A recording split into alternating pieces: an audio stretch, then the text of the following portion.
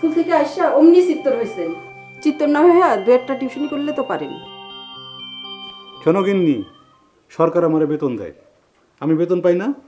সেই বেতন হালাল করার জন্যেই আমি ক্লাসের মধ্যে ছাত্রকে ভালো করে পড়াই দিয়ে আসি। আর যারা বাইরে এই সমস্ত টিউশনি ধান্দা করে ওরা হলো এক নম্বরের একটা ফাঁকিবাজ। আইসে রে, কি আমার সাধু সন্ন্যাসী রে? বউ পালনের ক্ষমতা নাই, সাধু পুরুষ। কেন তুমি কি না খাই থাকো? তোমার আমি না খাওয়াই রাখছি? খামো না কেন? সারা বছর দুটোর জায়গায় তিনটা শাড়ি দিবার পারো না, ব্যাবাক তো ওই মার পিছনে ঢালো। আমার বাপ না থাকলে তোমার ওই বাহাদুরি দিয়ে স্কুলের ঘন্টা বাজতো। আচ্ছা হয়েছে হয়েছে, এবার দয়া করে মাইকটা বন্ধ করে একটু খাওয়ার ব্যবস্থা করো, খুব খিদা লাগছে। স্কুল থেকে কেবলই আসলাম, এখন তোমার বক বক শুনতে ভালো লাগতেছে না।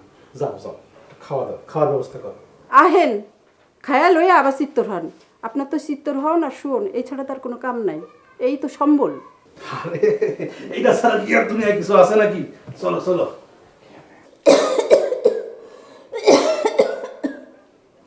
বাজান রে, ডাক্তারে কি বিদায় করছো? হ মা, আমারে আবার তার চেম্বারে যাইতে কইলো, কতগুলো ওষুধ দিবে। না রে বাজান, আমার দিন শেষ হয়ে আইছে। তুই আমার লেগে আর ওষুধপত্র কিছু কিনিস না। আর তুই কিনলো আমি কিন্তু ওষুধ খাবো না। মা তুমি একটু চুপ করবা, তুমি চুপ থাকো। আর তুমি উঠে আইছো কেন? হ্যাঁ, তোমার তো শরীর এখন ভালো না। তুমি যাও, শুয়ে থাকো, আমি আসতেছি, ওষুধটা নিয়ে আসি। যাও যাও যাও, যাও। কই যান? ওই যে ডাক্তারের কাছে ওষুধ আনতে হবে। ওষুধ কিনে আর টাকা নষ্ট করেন না। আপনার মা আর কয়দিন বাঁচবো?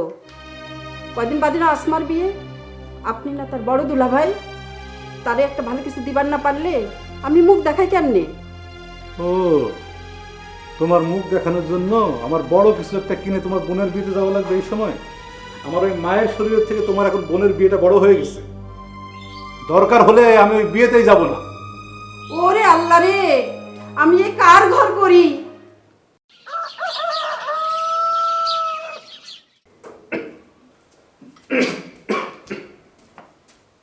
আরে মানি ব্যাগটা তো নেওয়া হলো না। এই শুনছো, মানি ব্যাগটা দাও তো।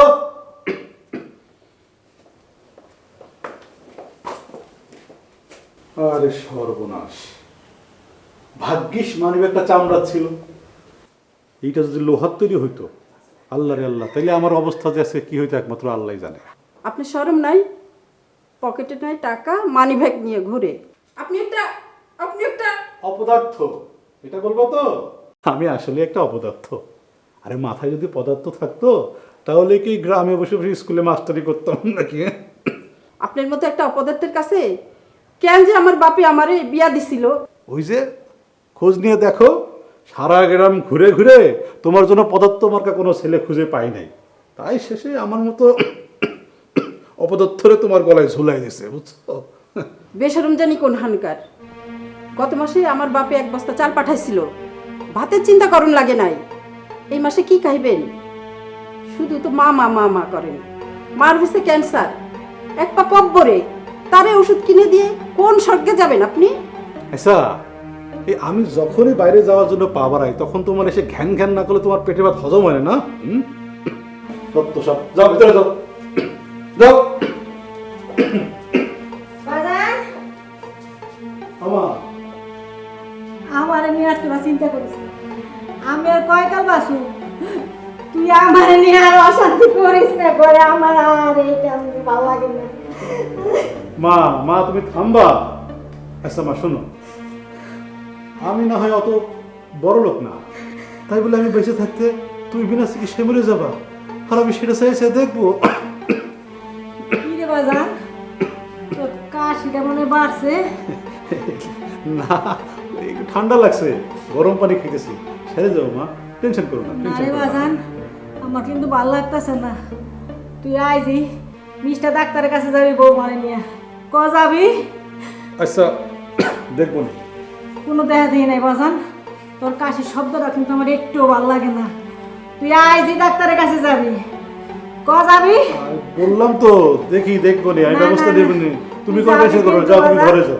তুই যাবি কিন্তু বাজান, আচ্ছা যাবি। দেখবো নি, যাও ঘরে যাও, ঘরে যাও মা, ঘরে যাও।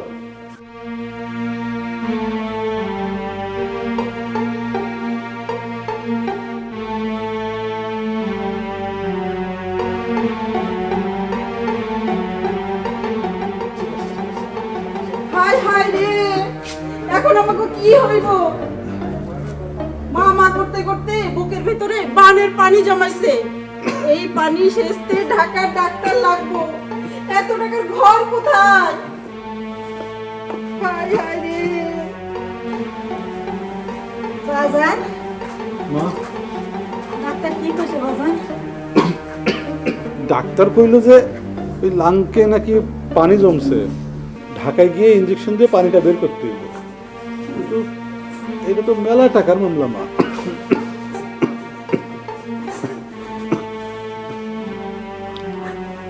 আম্মা, আপনার এখন শান্তি হয়েছে তো? আপনি শান্তি মনে পোলারে বিদায় দিয়ে তারপরে নিজে কব্বরে যায়েন। তার আগে আমি এবার বাপের বাড়ি যাই। একটু কি থামো বলতেছো মামা, এসব? একটু থামো। শোনো বৌমা, পৃথিবীতে কোনো মাই চায় না যে তার আগে তার সন্তান চলে যায়। তুমি একটু খাড়াও, আমি আইতাছি।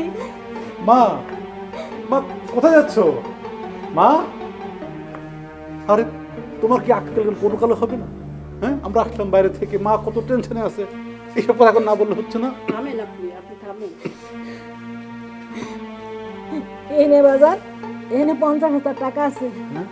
এই টাকা নিয়ে তুই আজ বৌমার এনে ডাক্তারের কাছে যা, যাই ভালো আমার বুকে ফিরাই বাজার, আমার বুকে ফিরা।